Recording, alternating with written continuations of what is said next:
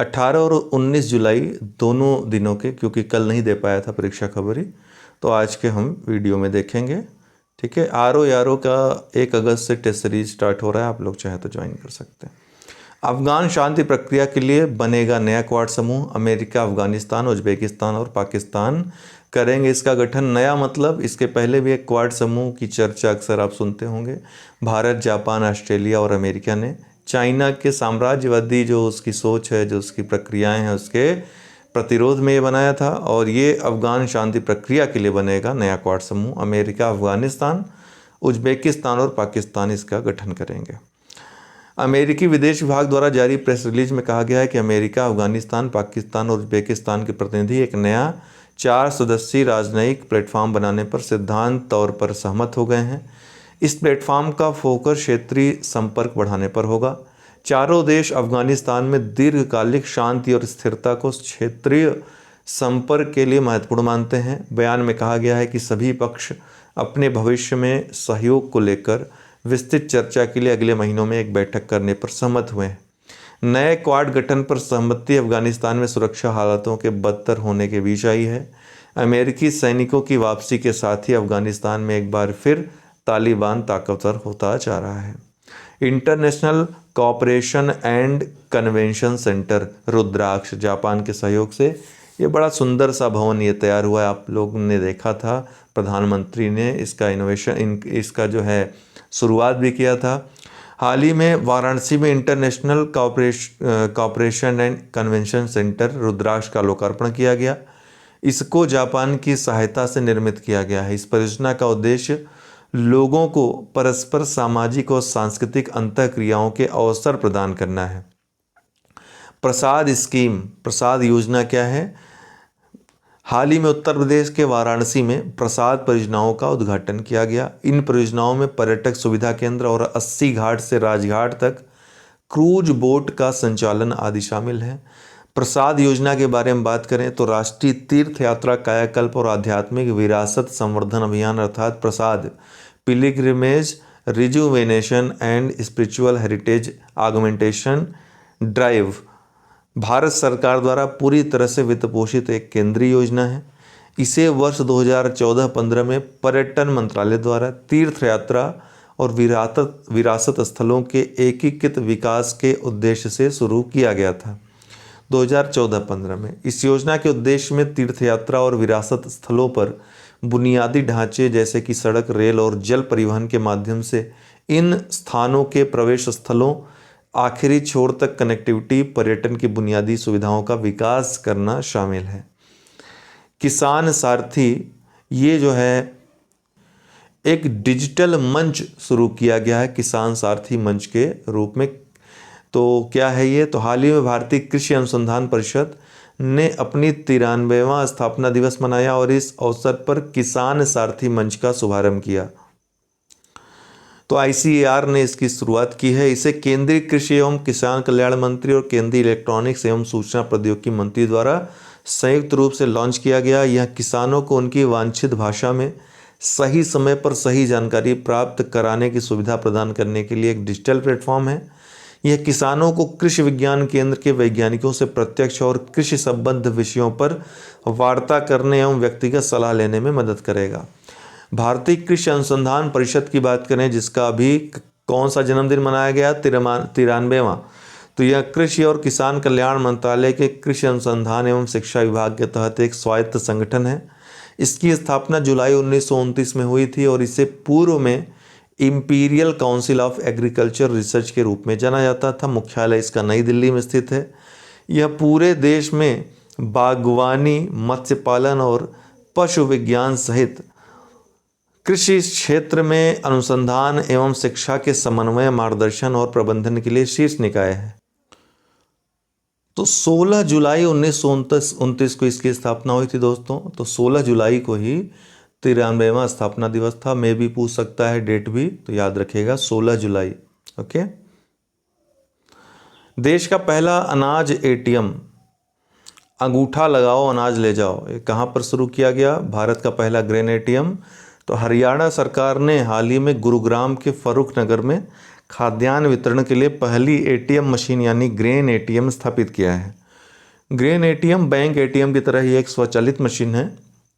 Machine में touch screen के साथ एक बायोमेट्रिक सिस्टम है जहां लाभार्थियों को अपना अनाज प्राप्त करने के लिए आधार या राशन कार्ड नंबर दर्ज करना होगा।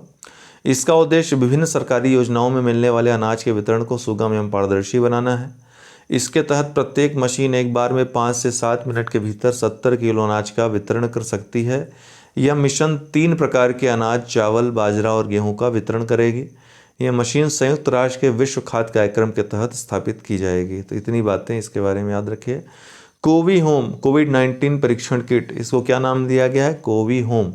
तो भारतीय प्रौद्योगिकी संस्थान हैदराबाद के शोधकर्ताओं द्वारा आर्टिफिशियल इंटेलिजेंस संचालित कोवी होम नामक एक कोविड-19 परीक्षण किट विकसित की गई है। ध्यान रखिएगा, ये कृत्रिम बुद्धिमत्ता पर आधारित है जिससे घर पर आसानी से उपयोग किया जा सकता है। यह परीक्षण किट रोग सूचक और स्पर्शोन्मुख दोनों रोगियों के लिए 30 मिनट के भीतर परीक्षण परिणाम दे सकती है। और इस परीक्षण किट का प्रमुख लाभ यह है कि इसमें RT-PCR, reverse transcription, polymerase chain reaction एवं RNA के निष्कर्षण के लिए BSL-2 प्रयोगशाला सुविधा की आवश्यकता नहीं होती है। इसलिए कोई भी व्यक्ति बिना विशेषज्ञ पर्यवेक्षण के घर पर ही परीक्षण कर सकता है। MH-60R मल्टी रोल हेलीकॉप्टर अभी अमेरिका से प्राप्त हुआ है। 2 संख्या कितनी है? 2। तो अमेरिकी नौसेना ने भारत अमेरिका रक्षा संबंधों को और मजबूत करते हुए भारतीय नौसेना को पहले 2 MH-60R मल्टी रोल हेलीकॉप्टर सौंपे हैं। भारतीय नौसेना लॉकहीड मार्टिन द्वारा निर्मित 24 MH-60R हेलीकॉप्टरों की खरीद कर रही है। भारत अमेरिका रक्षा संबंधों की बात करें तो 2008 के बाद से भारत अमेरिका रक्षा संबंधों में लगातार वृद्धि हुई है। रक्षा व्यापार 1 बिलियन अमेरिकी डॉलर से बढ़कर 18 बिलियन अमेरिकी डॉलर हो गया है। रूस के बाद अमेरिका भारत का दूसरा सबसे बड़ा हथियार आपूर्तिकर्ता बन गया है। भारत ने C-130 हेरकुलेस विमान, P-8 पोसीडॉन विमान, C-17 ग्लोब मास्टर विमान, AH-64 Apache helicopter, CH-47 Chinook helicopter और M777 हविज्जा तोपें अमेरिका से खरीदी हैं। अमेरिका ने 2016 में भारत को अद्वितीय मेजर डिफेंस पार्टनर घोषित किया था। 2018 में भारत को स्ट्रेटेजिक ट्रेड ऑथराइजेशन 1 STA-1 का दर्जा दिया गया था। भारत STA-1 का दर्जा प्राप्त करने वाला विश्व स्तर पर 37वां देश है और तीसरा एशियाई देश है दक्षिण कोरिया और जापान के बाद। फास्टर ये क्या है? भारत के मुख्य न्यायाधीश NV रमन ने जेल अधिकारियों को जमानत और अन्य आदेशों को तुरंत प्रसारित करने के लिए faster fast and secure transmission of electronic records launch किया। Thanks for watching. अभी ये 18 तारीख का था, अब चलिए 19 तारीख की खबरों को देखते हैं। दोस्तों नमस्कार, स्वागत है आपका परीक्षा खबरी में। 19 जुलाई 2021 की महत्वपूर्ण खबरों को देखेंगे। RO के लिए टेस्ट सीरीज शुरू हो रही है 1 अगस्त से। आप लोग चाहें तो पार्टिसिपेट कर सकते हैं, नीचे व्हाट्सएप नंबर दिया है। UP PCS की टेस्ट भी मौजूद है, ले सकते हैं। बाकी संपूर्ण कोर्स प्रीलिम्स मेंस का मौजूद है, आप लोग ले सकते हैं। स्कूल नवाचार दूत प्रशिक्षण कार्यक्रम ये अभी हाल ही में शुरू किया गया, बहुत महत्वपूर्ण है। एम्बेसडर ट्रेनिंग प्रोग्राम शिक्षकों के लिए, यह स्कूली शिक्षकों के लिए अभिनव और अपनी तरह का अनूठा प्रशिक्षण कार्यक्रम है। इसका उद्देश्य 50,000 स्कूल शिक्षकों को नवाचार, उद्यमिता, IPR, डिजाइन थिंकिंग, उत्पादन विकास, विचार सृजन आदि के बारे में प्रशिक्षण देना है। ये प्रशिक्षण केवल ऑनलाइन माध्यम से दिया जाएगा। केंद्रीय शिक्षा मंत्री जो नए बने हैं धर्मेंद्र प्रधान और आदिवासी मामलों के मंत्री अर्जुन मुंडा ने संयुक्त रूप से 16 जुलाई 2021 को school innovation ambassador training programme launch किया। कार्यक्रम को शिक्षा मंत्रालय और AICTE के इनोवेशन सेल द्वारा जारी किया गया है। All India council for technical education, तकनीकी शिक्षा के लिए अखिल भारतीय परिषद, AICTE क्या है कभी पूछ सकता है, तो एक सांविधिक निकाय है, अर्थात विधि के द्वारा इसका गठन किया गया है। शिक्षा मंत्रालय के अंतर्गत तकनीकी शिक्षा के लिए एक राष्ट्रीय स्तर के परिषद के रूप में ये काम करता है। 1945 में इसको एक सलाहकारी निकाय के रूप में स्थापित किया गया था, लेकिन 1979 में संसद ने एक अधिनियम पास करके इसको वैधानिक दर्जा दे दिया। तो 1945 में इसकी स्थापना हुई थी, लेकिन अगर पूछे कभी कि इसको वैधानिक दर्जा कब दिया गया था तो 1979 में इसको दिया गया था। यह भारत में तकनीकी शिक्षा और प्रबंधन शिक्षा प्रणाली की उचित योजना बनाने का काम करता है और समन्वित विकास के लिए काम करता है। ठीक है, अगर पूछा जाए मान लीजिए इसके बारे में कभी, एक्सरसाइज शील्ड क्या है? ये अभी हाल ही में भारत, श्रीलंका सेनाओं, नौसेनाओं और मालदीव के राष्ट्रीय रक्षा बल तीनों ने मिलकर मादक पदार्थों, समुद्री खोज और बचाव अभ्यास एक्सरसाइज शील्ड का आयोजन किया। इसका उद्देश्य क्षेत्र में नशीले पदार्थों की तस्करी रोकने के लिए सर्वोत्तम प्रथाओं और प्रक्रियाओं का साझा करना है। नाम याद रखिएगा, एक्सरसाइज शील्ड। कोविड टीका संघ सुरक्षित वन धन और उद्यम अभियान, आपको दिख रहे हैं जो ये जनजाति कल्याण मंत्री अर्जुन मुंडा जी हैं। तो कोविड टीका संघ सुरक्षित वन धन और उद्यम अभियान शुरू किया गया है। हाल ही में केंद्रीय जनजाति मामले मंत्री श्री अर्जुन मुंडा ने कोविड टीका संघ सुरक्षित वन धन और उद्यम अभियान लॉन्च किया। यह हथकरघा, हस्तशिल्प और वन उत्पादों की खरीद, मूल्यवर्धन और विपणन में लगे आदिवासियों के बीच कोविड-19 टीकाकरण गति को तेज करता है, साथ साथ आजीविका गतिविधियों को आगे बढ़ाने में मदद करता है। यूनिसेफ और WHO जो कि संयुक्त राष्ट्र संघ की विशिष्ट संस्थाएं हैं, इनके साथ साझेदारी में यह अभियान शुरू किया जा रहा है। Asia Pacific economic corporation APEC अक्सर चर्चा में रहता है।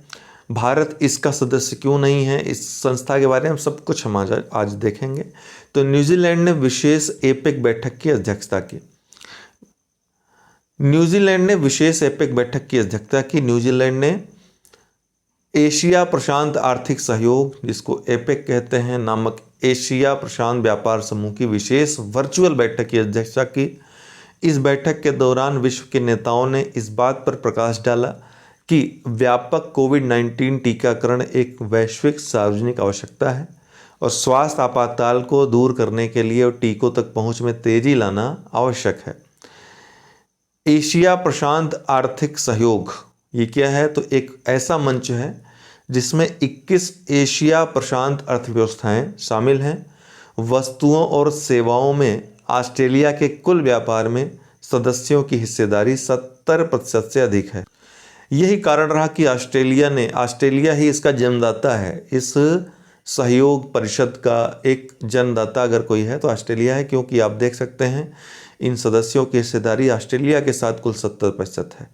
तो एपेक की स्थापना 1989 में ऑस्ट्रेलिया द्वारा की गई थी। यह समृद्ध क्षेत्रीय अर्थव्यवस्था को प्रोत्साहित करने के लिए स्थापित किया गया था।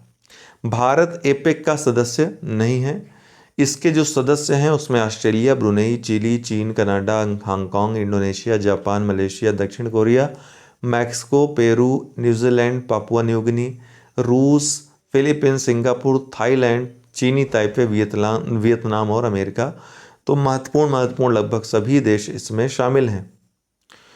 भारत एपेक का सदस्य क्यों नहीं है? तो भारत ने एपेक में सदस्यता के लिए अनुरोध किया था, जिससे ऑस्ट्रेलिया, अमेरिका, जापान और पपुआ न्यू गिनी से प्रारंभिक समर्थन भी प्राप्त हुआ था, लेकिन अधिकारियों ने भारत को अनुमति नहीं देने का फैसला किया, क्योंकि इसकी प्रशांत महासागर के साथ सीमा नहीं है। बाकी जो देश हैं वो प्रशांत महासागर के साथ भी लगे हैं, लेकिन भारत केवल हिंद महासागर के इर्द गिर्द है। इसलिए जो कॉन्सेप्ट है एपेक का, उस पर भारत फिट नहीं बैठता वहाँ के अधिकारियों ने, अतः अभी तक एपेक में शामिल नहीं किया है भारत को।